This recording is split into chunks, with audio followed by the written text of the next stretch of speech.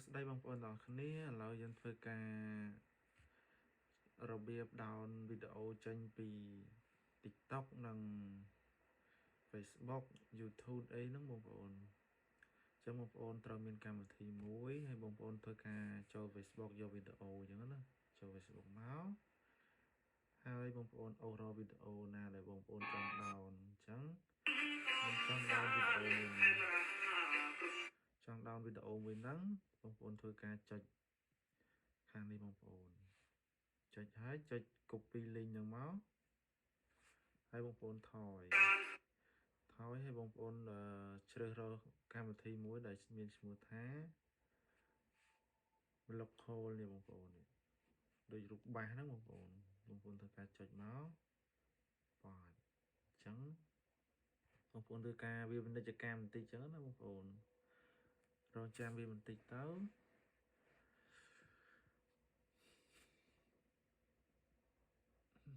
យូរមែនបងប្អូននេះវាយើងចុច open ទៅមុខទៅ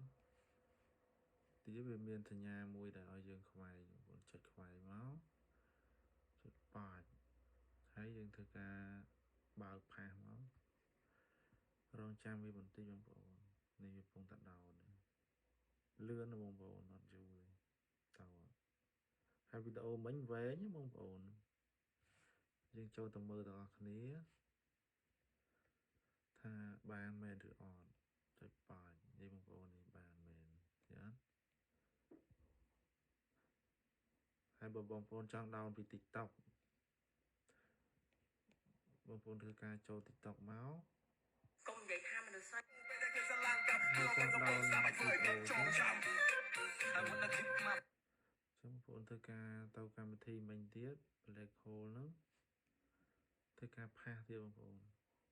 ហើយវាសួរយើងទៀតណាលឿនណាបងប្អូន YouTube ក៏ដូចគ្នាដែរបង YouTube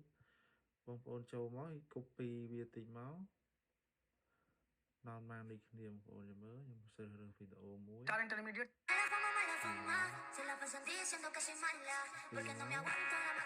តមកទៀតបងប្អូនចូលទៅកម្មវិធីមិញទៀតបងប្អូនធ្វើការផាសមក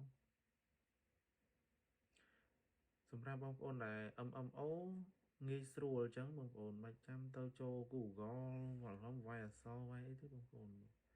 នៅវីដេអូនោះមានតែប៉ុណ្ណឹងបងប្អូនបើស្រឡាញ់ចូលចិត្តខ្ញុំបានវាសនាសូមជួយ share និងចែករំលែកផងបងប្អូនសូមអរគុណច្រើនជម្រាបលាជួបគ្នានៅវីដេអូក្រោយបាយបាយ